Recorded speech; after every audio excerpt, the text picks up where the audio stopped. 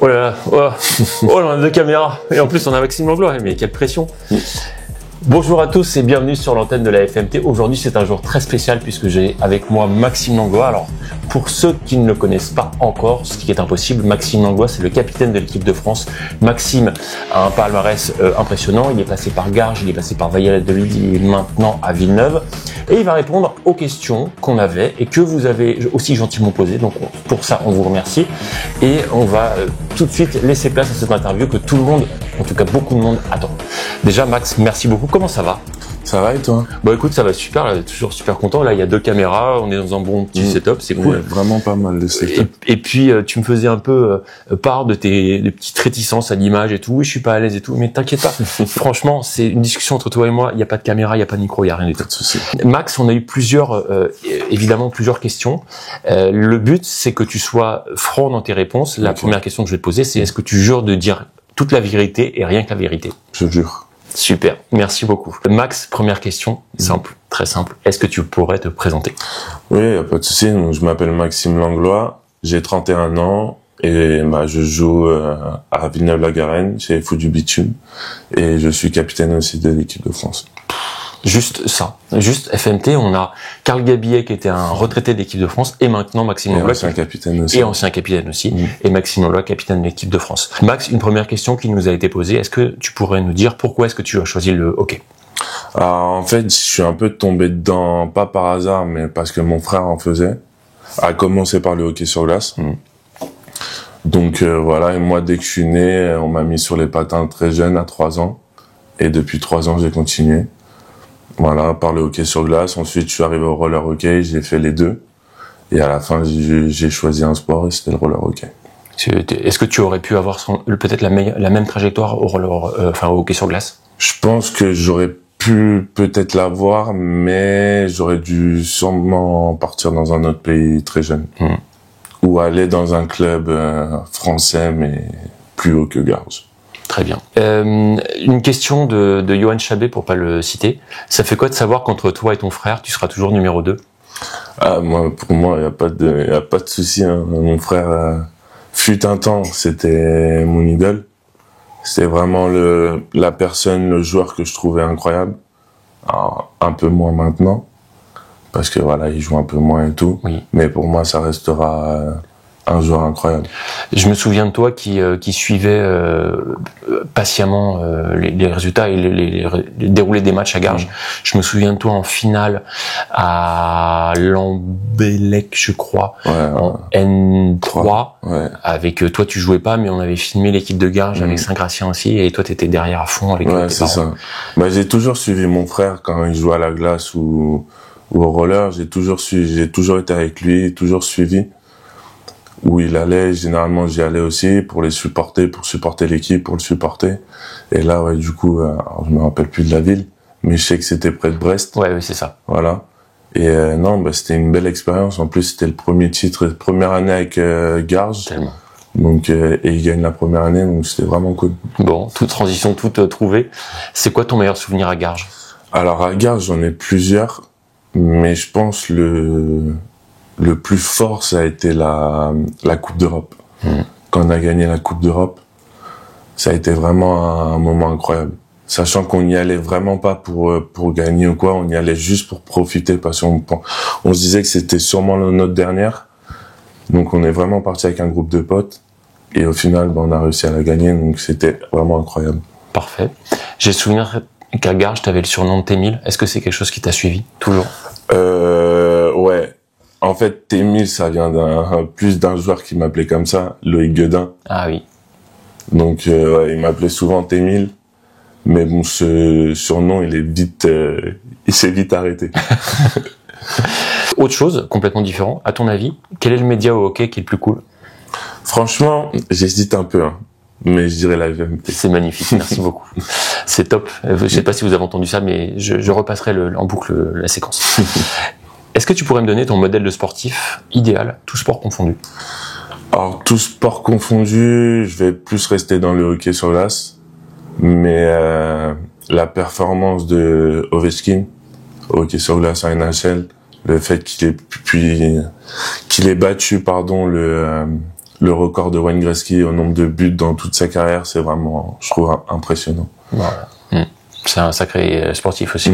Aussi, ouais. Il a une carrure, il continue à jouer, je sais pas quel âge il a, mais non plus. C'est impressionnant.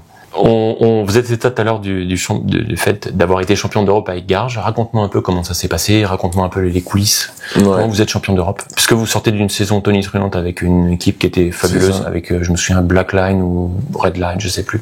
Avec Julien Thomas, avec toi, avec, il y avait tellement de monde. Mais raconte-moi un peu, parle-moi du championnat d'Europe. Alors, en fait, ce qui s'est passé, c'est que du coup, l'année d'avant, on finit champion d'élite. Avec justement certains joueurs, comme tu as pu le citer, Julien Thomas, Karl Gabillet, Martin Fiala, Daniel, Hugo Vitou.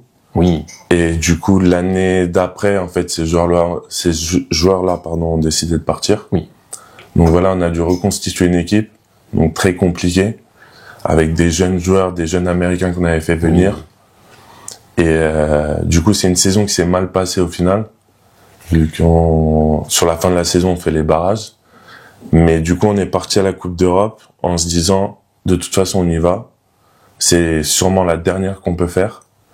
Donc, on est vraiment parti avec un groupe de potes pour s'amuser et pour profiter justement parce que c'est une très belle expérience, la Coupe d'Europe. C'est très intense, mais c'est une très belle expérience. Donc, on est vraiment parti pour profiter. On a pris des matchs un par un. Et au final, il y en a qui n'ont pas aimé notre jeu, surtout aux équipes adverses. Mais au moins, c'est le jeu qui nous a permis de gagner et d'aller le plus loin possible. C'est chouette. Donc voilà. Et super content. Franchement, je l'aurais gravé à vie dans ma tête. Franchement, c'était une expérience incroyable. Je me souviens des images qui avaient suivi. Alors, c'était pas la folie sur les réseaux sociaux comme à l'époque, mais il y avait quand même beaucoup d'images qui avaient tourné. C'était vraiment, on sentait la joie qui était vraiment palpable à tous les niveaux. Franchement, c'était, la Coupe d'Europe. Alors, c'est sûr, c'est pas la même que maintenant, par rapport au club, en tout cas. Mais non, c'était vraiment impressionnant. Il y avait beaucoup de choses qui ont été partagées sur les réseaux. Et franchement, c'était un moment incroyable. Des fois, je retrouve des photos, j'ai pas la larme aux yeux, mais franchement, j'ai toujours le petit frisson de me rappeler justement ce souvenir-là. C'est vraiment incroyable. Bravo encore cet achievement, parce que des clubs champions d'Europe, il y en a pas énormément. Et Dieu sait que la compétition est relevée en ce moment. En ce moment, oui, en effet. Mais on y reviendra. Il y a d'autres questions par rapport à ça. L'interview est séparée en 3. On a atteint le premier tiers. Maintenant, on va faire un petit break. On va laisser juste une petite interlude. Le temps de parler de Konix. On a eu la chance de pouvoir avoir Nick Bovariski de Konix et tout de suite les images. Et on revient juste après. I'm Nick Boyarski from Konix Hockey. Konix Hockey is our wheel brand. We have the Pure X, the Pulsar X, whole line of wheels. So that's the brand of wheels that we bring to market for roller hockey. I like our Pure X wheel the best. It comes in 3 different stiffness profiles, so no matter your skating style, your body weight, the type of floor you're on, we've got a high-end wheel for you. We look for the products that people are asking for. We talk to everyone at these tournaments and say, what could we make that you would like? What is missing in the market? So our bearing cleaner, our stick-it wheel system, all of that stuff is just what the customers asked for. We brought it to market for them. De retour avec Nick qui parle super bien des produits et merci d'ailleurs encore pour cette interview. Il est maintenant temps d'aller sur un autre terrain que celui du championnat de France, mais maintenant on va s'aventurer sur le championnat d'Espagne avec Max qui a pu pendant de nombreuses années évoluer en Espagne. Le départ pour l'Espagne, raconte-moi un peu dans quelles conditions, est-ce que tu as réfléchi, tu y allais d'un coup, comment ça s'est passé? Alors, le départ pour l'Espagne, ça s'est fait pas du jour au lendemain. J'y ai beaucoup pensé, notamment l'année où on finit champion d'Europe avec Garges. Donc, voilà, j'y ai beaucoup pensé. Ça a été une longue réflexion parce qu'il y a plein de choses à mettre en place aussi. Mais du coup, voilà, j'ai décidé de partir. Donc, je suis parti 2 ans à Tres Cantos, à Madrid. Où pareil, je suis arrivé alors le club génial, les personnes géniales, mais les conditions pour s'entraîner et tout, un peu compliquées, vu qu'ils n'avaient pas leur salle, elle était en travaux. Mais sinon, bonne expérience, pas de regret par rapport à ça. Ensuite, je suis revenu 1 an en France, et je suis reparti du coup l'année d'après à Valladolid. 3 ans. Et franchement, Valladolid, c'est, je pense, pour moi, l'un des meilleurs terrains, voire le meilleur terrain pour jouer au roller hockey. Oh. Ouais, la salle est dédiée que au roller hockey, avec un coin vestiaire. Le terrain était immense, donc parfait pour le roller hockey. Pas non plus une 60-30, mais Pas loin. adapté, Ouais. pas loin. Et de l'autre côté, derrière les balustrades, le coin gymnase. Donc franchement, tout sur place, nickel, la vie impressionnante et tout, franchement, bien. Donc un très bon souvenir finalement de Valladolid. C'est ça. Une question de Santiago Bono, qui joue en Ligue Elite à Épernay, d'ailleurs très belle prestation hier soir, qui te pose la question suivante, je te la fais découvrir. Maxime, du coup j'avais une question pour toi. Est-ce que tu ressens une grosse différence entre la Liga Elite et la Ligue Elite? Alors, pour du coup avoir joué dans les deux compétitions, je trouve que, en fait, c'est des jeux totalement différents. C'est-à-dire qu'en Espagne, ils sont plus basés sur le système défensif, sur du homme à homme. C'est-à-dire qu'ils vont prendre un joueur et ne plus le lâcher. Mais ça sur tout le terrain. C'est-à-dire que même dans leur zone défensive, ils vont jouer en homme à homme. Ok. Donc ça s'arrête jamais de patiner. Tu dois toujours être en mouvement, toujours avoir de l'attention et tout. En France, de ce que j'ai pu voir, là sur les 4 matchs que j'ai fait avec Villeneuve, il y a des fois c'est très patient. C'est-à-dire que ça va attendre. Ça joue à l'américaine? Ça joue pas trop. Non, ça joue pas à l'américaine, mais ça joue de manière à recevoir, bien défendre et essayer de partir en contre. Les Américains, c'est plus contrôler le palais et saisir la bonne opportunité. Ici, en tout cas, l'équipe qui va défendre va plus rester dans sa zone. Oui. Et ou jouer un carré. Oui. Et en Espagne, ça joue jamais carré. Il y a très peu d'équipes qui jouent en carré. Donc voilà, c'est plus physique dans ce sens-là. Dans ce sens-là, exactement. Après, en France, je trouve que justement le fait de changer de système ou quoi, on a plus de facilité à s'adapter à un système. Ok. Donc voilà. Ok. C'est simple. Et en termes de niveau pur, Le niveau pur, c'est, franchement, je pourrais pas dire que un championnat est meilleur que l'autre. Ça, c'est pas possible. C'est deux styles différents, sachant qu'en Espagne, il y a beaucoup de jeunes qui jouent dans la Ligue Elite. Moi, j'ai joué avec des enfants, j'ai joué avec des jeunes qui avaient 15 ans. waouh. Le plus jeune que j'ai joué, il avait 15 ans. Waouh. Alors, il jouait pas tous les matchs, mais il faisait quelques présences. Il s'entraînait tous les jours avec nous. Mais ouais, c'est 15 ans.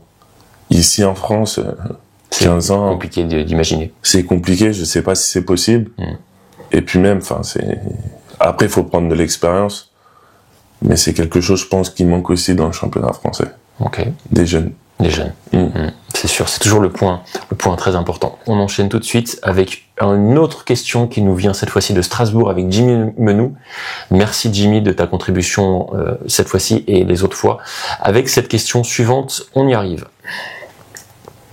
Bonjour Maxime, j'avais une petite question pour toi. Alors, quels impacts ont eu tes participations régulières à la Coupe d'Europe ces dernières années avec le CPLV sur ton jeu et sur ton niveau? Très bonne question. Alors, faut savoir que j'ai pas fait que des Coupes d'Europe avec Valladolid. Bien sûr. J'ai fait des Coupes d'Europe aussi avec Garz. Donc, qui m'ont aidé justement à prendre plus d'expérience. Oui. Où on a gagné, on a été 3e du championnat de la Coupe d'Europe, vice-champion et champion d'Europe avec Garz. Oui. Avec Valladolid, j'en ai fait 2. Donc, une fois vice et une fois 3e. Molina est impossible à gagner. Molina est très compliqué à jouer. C'est des bons matchs avec Molina. C'est toujours des bons matchs, très serrés, très intenses, très compliqués. Mais généralement, ça reste toujours accroché. Et à la fin, là, sur les dernières années où j'étais avec eux, ils l'ont remporté. Mais ça reste toujours des bons matchs à vivre et à jouer. Ouais. Donc au final, par rapport à l'expérience que j'ai pu prendre, toute expérience est bonne. Tous les matchs où tu peux prendre de l'expérience, Donc pour ça, il n'y a pas de souci. Et encore plus en Coupe d'Europe, parce que sur un Coupe d'Europe, tu es sur un format de style championnat du monde. Oui. Donc tu joues quasiment 6 ou 7 matchs. Oui. En 4 jours. Donc c'est le rythme est tendu. C'est ça. Donc faut que tu aies une bonne condition physique, Oui. que tu sois bien préparé, que tu fasses attention aux blessures. Oui. Donc c'est tout ça, tu dois le préparer et tu dois l'avoir dans la tête pour justement éviter toute blessure ou quoi que ce soit. Donc l'idée de l'expérience, elle est prise sur les jeux, en dehors, Partout. des trucs comme ça. Donc, ouais. Très bien. Ça te faisait de toute façon que renforcer cette Coupe d'Europe, ça faisait que renforcer ton immense expérience parce que Exactement. t'as commencé le hockey super tôt, tu t'es débrouillé très vite, très bien, super tôt. Donc c'est cool en fait. C'est juste une prolongation. Quel est ton meilleur souvenir à Valladolid? C'est une question de Juan Tribi. Les 3 années où j'étais à Valladolid, j'ai gagné qu'un titre, la Coupe du Roi, ce qui est un peu l'équivalent de la Coupe de France ici. Donc c'est le titre qui me manquait en France. Oui. Bon, moi je l'ai gagné en Espagne, donc content. Mais après non, j'ai pas de. En fait, tous les souvenirs que j'ai avec l'équipe, même si on a beaucoup perdu en finale contre Molina, j'ai profité à fond avec le groupe qu'on avait, même si le groupe changeait tous les ans. J'ai vraiment adoré ce groupe-là et j'ai vraiment profité à fond de mon expérience avec eux. Ouais, c'est top. Jimmy Tidd. Jimmy Tidd, c'est un bon gardien, belle personne, bon, des fois un peu compliqué à savoir. Un peu gardien. Un peu gardien, exactement. Mais non, franchement, belle personne, très investi. Que ça soit pour entraîner les jeunes, ou même lui, sa préparation d'avant-match, sa préparation aux entraînements, vraiment incroyable. Donc non, fier d'avoir connu cette personne. Magnifique.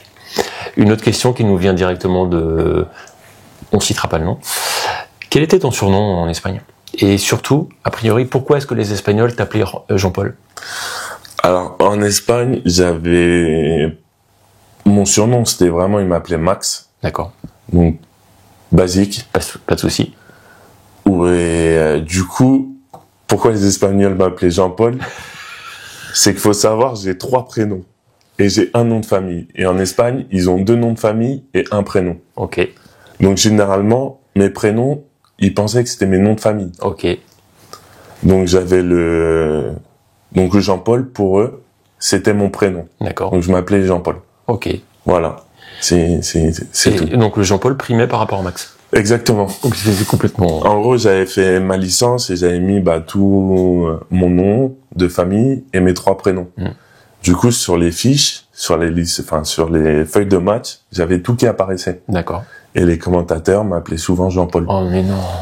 Donc ouais, ça a été quelque chose de dur à faire changer. D'accord. Sachant que même si je pouvais le dire à certaines personnes, oui. Donc ils changeaient, mais d'autres je les voyais jamais, donc ça restait Jean-Paul. C'est comme ça. Il faut dire chez nous, on a des spécialistes qui sont des galactiques. Ils vont certainement reprendre cette séquence. Cette séquence va finir sur les galactiques. Oui. Exactement. S'il vous plaît, galactique, ne faites rien. C'est une erreur qui est humaine, mais c'est une erreur. Ne faites rien. Enfin, juste pour clôturer le chapitre Espagne, on a quelque chose qu'on a pensé avec Johan. Cette séquence fameuse, puisque maintenant tu es un vrai, on peut te considérer un peu comme un vrai espagnol. Est-ce que tu saurais nous dire, est-ce que tu es amateur de chorizo? Alors j'aime bien le chorizo, mais amateur, je pourrais pas te dire. Bon, parfait. Parce qu'en fait, on a préparé 2 chorizos, un français et un espagnol, et on va faire goûter à Maxime pour qu'il nous dise lequel est espagnol. Ça tourne tout de suite. Alors, un petit bout ou pas? Un petit bout. Mais c'est que si tu prends avec moi. Oh non, t'es relou. T'es relou. Allez. Non, t'inquiète. Des pains au chocolat, on s'en fout. Hop, on va couper ça comme ça. Et l'autre, on va le couper comme ça. Par contre, me demande pas la teneur. Non, pourquoi je dis celui-là? Non, mais t'inquiète. Je pourrais pas reconnaître. C'est normal. Alors, c'est la première fois qu'on fait ça. On a trouvé que c'était une excellente idée. Attends. Mais là, tu tournais vraiment? Là, Bien ça sûr. partait vraiment? Bah, bien sûr. Ok. Chez nous, rien n'est fake. Donc, vas-y, prends. Allez. Je vais prendre Prends le celui-là. petit bout. Ok. Allez, je prends le petit bout aussi. Non, il est pas mal. Le deuxième. Vas-y. Prends le petit bout si tu préfères. Merci. Maintenant, la réponse à la question. Lequel est espagnol? Alors, celui-là, je dirais celui-là, parce qu'il est plus dur, plus sec. Alors, je sais pas si c'est à cause de ça ou pas. J'en ai aucune idée, mais en tout cas, c'est une bonne réponse parce que celui-là, c'est bien l'espagnol. Donc, Maxime Langlois, bravo. Merci. Bonne éducation.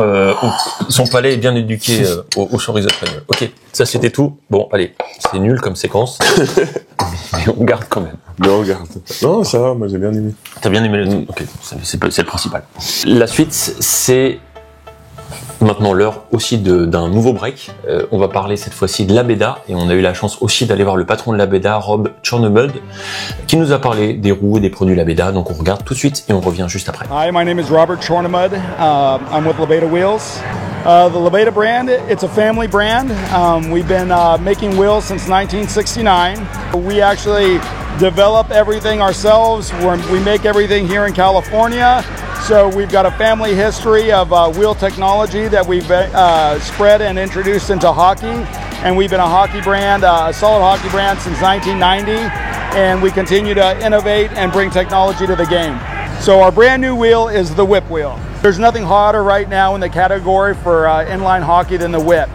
It's the first wheel we've ever applied for a patent on, where we feel the technology needs to be protected, because we feel it's not only game-changing, but the ability to reinvent the wheel, make the wheel better than it's ever been. It's the best wheel you've ever been on steroids. So it's just the wheel's faster, the wheel grips better, the wheel is everything you'd ever want a wheel to be in inline, and it's performing for you at that level. Retour sur le plateau, vous avez pu voir Rob qui parlait des produits l'Abeda et ça nous mène dans la nouvelle partie qu'on va aborder avec des thèmes notamment sur l'équipe de France que vous attendez tous et il y a eu beaucoup de questions aussi. Juste avant, Rémi Le Goffic, il nous a gentiment envoyé la question suivante que je vais te montrer. Salut Max. Pourquoi as-tu choisi Villeneuve pour ton retour en France plutôt que Garges, ton club de cœur? Très bonne question. Et oui, en effet, depuis que je suis revenu, on m'a posé que ça, pratiquement. En fait, c'est un choix qui a été très, très compliqué. C'est-à-dire que depuis l'année dernière, je savais plus ou moins que je rentrais en France, mais je savais toujours pas où. Donc, comme m'a dit Rémi, j'avais Garges, revenir à la maison. Comme il a dit, c'est mon club de cœur et ça restera mon club de cœur. J'avais le choix de Villeneuve. Et ensuite, plus tard, j'ai eu un autre choix qui s'est proposé, donc Rethel. Donc j'ai hésité entre ces trois-là jusqu'au début du championnat d'Europe avec l'équipe de France. Tu nous lances une info importante là. T'avais 3 choix. Ouais, j'avais 3 choix. Ça, et alors après j'ai eu d'autres choix aussi, mais ça a été vite réglé parce que je voulais pas avoir trop de propositions non plus. Donc Rethel, au final, ça s'est pas fait parce que niveau distance, c'était trop loin. Donc il restait que Garges et Rethel. Garges et Villeneuve. Et le choix au final a été simple dans le sens où je voulais continuer à jouer en élite. Si Garges avait été en élite, je serais parti à Garges. Ça c'est clair et net. Et vu que Garges est en N1, je voulais continuer à jouer en élite. Donc le Villeneuve, ça a été le choix, le meilleur choix pour moi. Sachant que je travaille toujours à Garges, j'ai repris mon travail à Garges. Donc Villeneuve, c'était le plus proche et moins compliqué. Super. Parle-nous un peu de l'équipe de Villeneuve justement. Bonne alchimie avec des joueurs français et des joueurs étrangers. Alors l'équipe de Villeneuve, franchement, je m'entends très bien avec les gars. La plupart, je les connais, donc je les connaissais d'avant, donc très bonne ambiance. Certains joueurs avec qui j'ai joué en club, donc Karl et Dany à Garges. Et les autres avec qui j'ai pu jouer en équipe de France, ou je joue toujours en équipe de France. Donc franchement, on s'entend bien, il y a une bonne ambiance. Et avec les étrangers, Nathan, du coup, avec qui je jouais l'année dernière à Valladolid, où je m'entends très bien. Cooper, qui est arrivé cette année, que je connaissais pas du tout, mais ça va, on arrive à se comprendre de temps en temps, donc ça va. Non, et puis même, Valentin aussi, qui est arrivé de collégien, qui était à collégien l'année dernière, avec qui je m'entends bien. C'est sûr, j'ai plus d'affinité avec d'autres, mais franchement, il y a une bonne ambiance dans l'équipe. Tu parles en espagnol avec Nathan? Des fois, ça nous arrive. Des fois, on mixe, on parle un peu français, anglais, et espagnol. C'est multilingue, c'est cool. Ouais, ça dépend en fait. Si par exemple je veux lui faire comprendre quelque chose en anglais, mais je sais pas le dire, je veux le dire en espagnol. T'es plus habitué à parler espagnol qu'anglais. Ouais. Bah pendant 3 ans j'ai parlé vraiment que espagnol et anglais, mais plus espagnol. Ok. Et là bah je reviens donc j'essaye de parler encore un peu espagnol avec Nathan pour pas le perdre. Ouais, c'est clair. Voilà. Quels sont tes pronos cette année sur la Coupe de France et le championnat? Comment est-ce que tu vois, qui est-ce que tu vois, à part évidemment à part vous? Bah justement j'allais te dire nous, et j'espère que ça sera nous. Après ça reste compliqué encore parce qu'on a fait que 4 journées et du coup je connais pas toutes les équipes, mais de ce que j'ai pu voir, Vierzon c'est une très grosse équipe. Rethel, Ouais. nous, et après les autres. T'as vu Épernay? On a joué contre eux en match de pré-saison. C'est une très bonne équipe. Alors ils avaient pas, je crois, tous leurs recrues en match de pré-saison, mais ça reste une bonne équipe avec un bon gardien. Donc à voir. Et Coupe de France alors? Comment tu sens le truc? Bah j'espère aller le plus loin possible et pouvoir gagner ce titre. Carpentier, ça serait la première? Ça serait la première. Donc c'est tout le mal qu'on peut te souhaiter. C'est ça. J'aurais bien aimé la gagner avant avec Garges, Avec ton frère? avec mon frère du coup aussi. Malheureusement pour l'instant c'est pas possible, donc j'espère la gagner au moins une fois. Autre chose, complètement différent. Une question complètement saugrenue, mais c'est FMT aussi. Est-ce que tu préfères jouer avec une crosse en mousse ou des roues en mousse? Me demande pas qui a eu cette idée. Je ne sais pas, je ne le citerai pas. Il travaille avec moi tout le temps. Je ne citerai pas son nom. Préfères-tu jouer avec des crosses en mousse, avec des roues en mousse ou une crosse en mousse? Alors je pense je dirais des roues en mousse. Oui. Parce que du coup, au vu de l'ancien terrain de Garges, c'était un peu ressemblant. C'est-à-dire qu'on devait plus courir que patiner. Oui. Donc au final, je dirais des roues en Je me mousse. souviens. Même si ça m'arrivait de jouer avec des crosses cassées pendant des matchs, enfin fissurées au niveau sous la palette. Donc voilà. Mais je dirais plus des roues en Des mousse. roues en mousse. À propos de roues, qu'est-ce que tu utilises comme roue et qu'est-ce que tu préfères?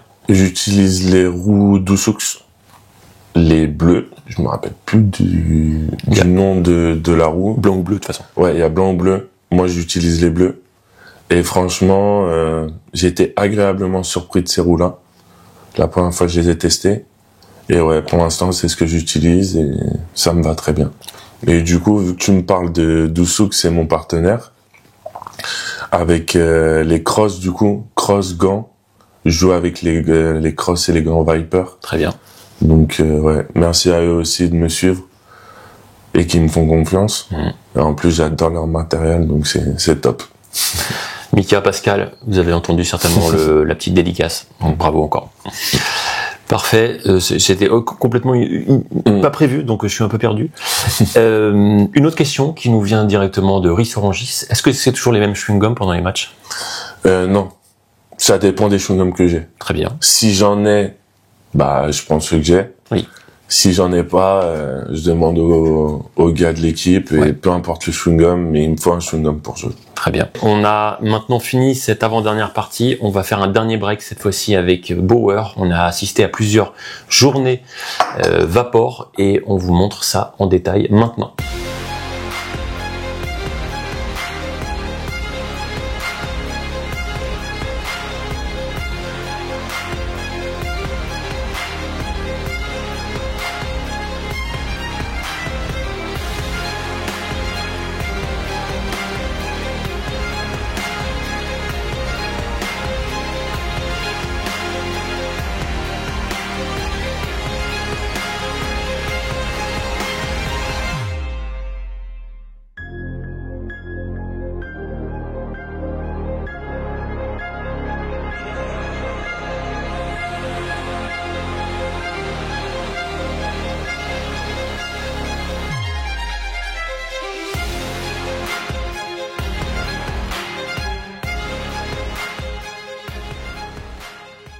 C'était le dernier break commercial et maintenant on aborde enfin la dernière partie, une partie évidemment très suivie parce que ça va aussi tourner autour de l'équipe de France avec une première question qui nous vient directement de Julien Thomas. Et on va se lancer. Pas de questions particulières à te poser pour l'interview avec Yo de la FMT. Je te souhaite juste une super saison avec les fous du bitume et les copains. Allez, à plus. Salut l'ami. Donc voilà, c'était pas une question, c'était juste une dédicace. Merci à Jus, parce que c'est toujours sympa. Tu as toujours de très bons rapports avec lui.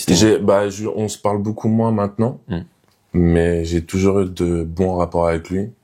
Et du coup, mon premier championnat du monde senior, c'était avec Jus, et j'étais sur la même ligne que lui, en défense. C'était à quelle année? C'était pour Toulouse. 2014. Très bien. Décidément, c'est l'interview des transitions, parce que la transition est encore toute trouvée. Est-ce que tu peux nous parler de l'équipe de France? Plaisir, fierté, toutes ces choses-là. Alors, l'équipe de France, j'ai commencé en très jeune. Oui. Avec les juniors, j'ai fait 4 ans juniors. Oui. Donc j'ai commencé en 2010. Et en 2014, j'ai commencé avec les seniors. Oui. Et je suis depuis 2014 jusqu'à maintenant en équipe de France. Quand est-ce que tu as acquis le capitanat?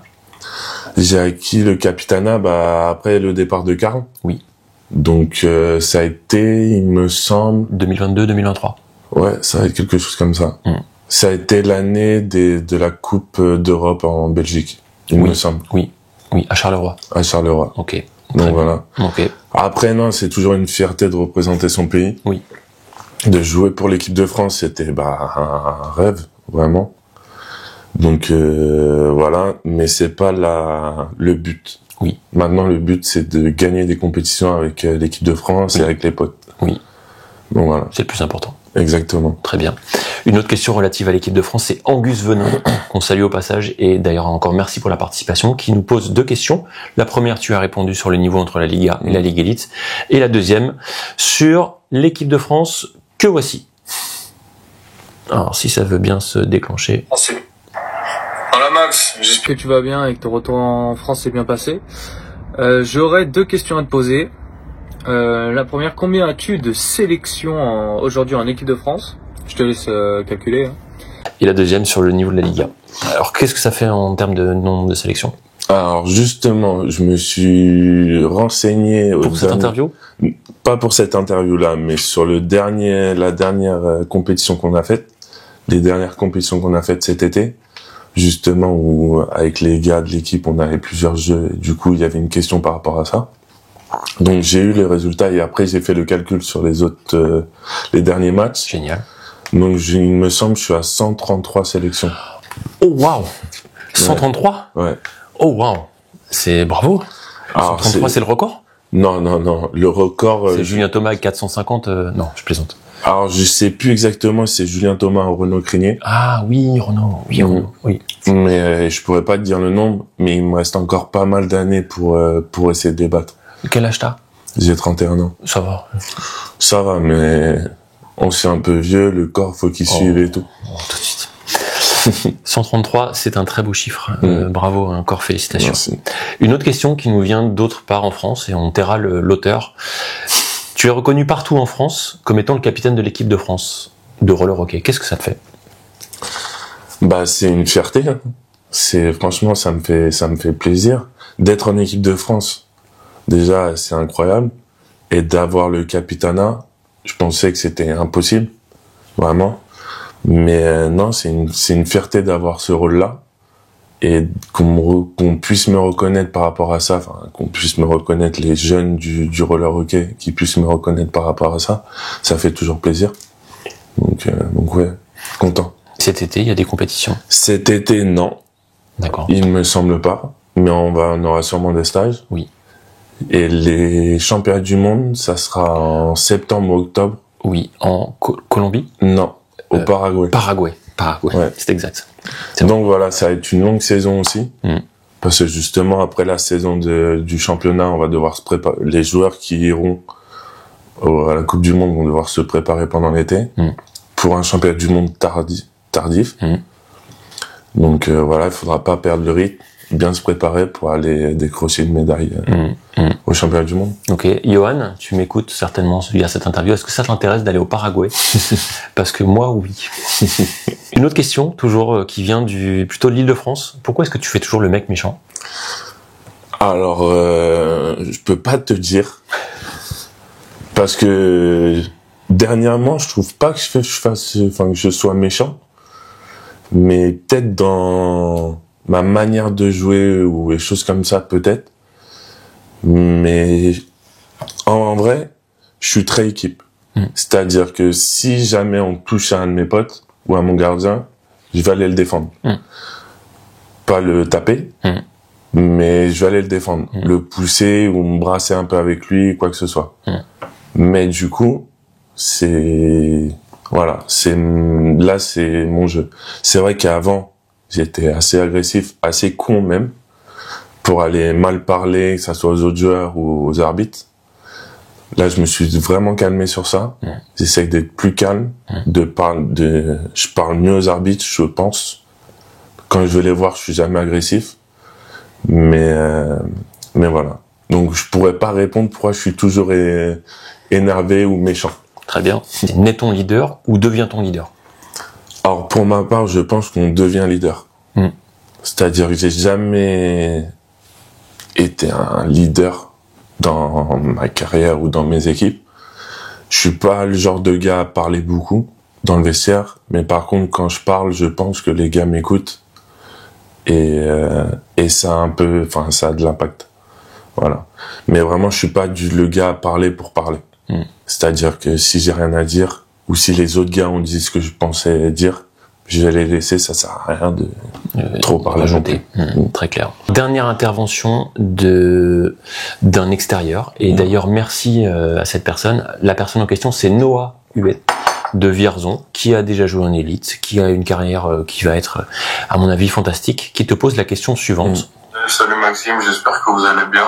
Alors moi, ma question c'était, qu'est-ce que tu conseillerais à un jeune Français qui fait du hockey si il veut accéder à la Ligue Élite comme toi et si il veut jouer à l'international, que ce soit en Espagne, en Italie ou n'importe autre quel pays.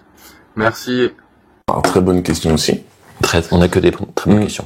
Alors, moi, ce que je conseille justement pour les jeunes qui veulent jouer en élite, c'est de prendre un maximum d'expérience, de s'entraîner à fond à tous les entraînements, même si on sait très bien qu'il y a des jours c'est compliqué, mais de rien lâcher, se donner à 100%, parce qu'à un moment donné, les efforts qu'ils vont faire, ça va payer.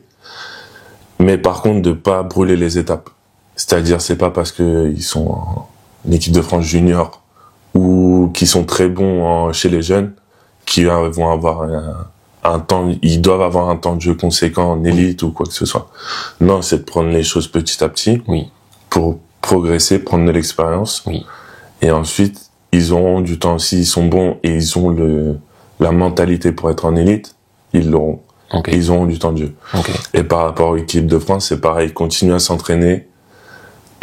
S'ils peuvent avoir un maximum de temps de terrain durant la semaine, pendant les matchs, essayer de corriger ses erreurs, savoir où sont ses erreurs ou quoi, faire les bons choix au bon moment. Et de toute façon, ça paiera. Ouais, ça paiera. S'ils sont doués et ils sont patients et ils font tout pour y arriver, ils auront leur chance. Noah, je pense que tu as écouté ces conseils. Donc, reproduis-les, réplique-les, et le succès finira par arriver. Mais merci pour cette question. On arrive vraiment dans le Money Time. On a deux questions encore. Une question qui est très intéressante, qui est très d'actualité aussi. Parle-nous de la présence des étrangers en championnat. Que ce soit en élite, en National 1, partout. Quel impact des étrangers? Est-ce que tu es favorable aux étrangers? Qu'est-ce que ça apporte? Est-ce qu'il y a des contraintes? Parle-nous-en un petit peu. Alors, moi, je suis favorable qu'il y ait des étrangers dans la Ligue élite, en N1 et peut-être même en N2. Pour moi, c'est bien, justement, ça relève un peu le niveau. Mais par contre, faut pas négliger les jeunes joueurs qui arrivent. C'est-à-dire que s'il y a des jeunes, justement, ils doivent prendre de l'expérience aussi. Et donc les faire jouer. S'il y a une équipe élite ou quoi que ce soit, les faire jouer en N2 ou en N3 suivant l'équipe qu'ils ont en bas, mais qui prennent de l'expérience, qui jouent, pour ensuite les faire monter en élite. Donc ça, c'est important.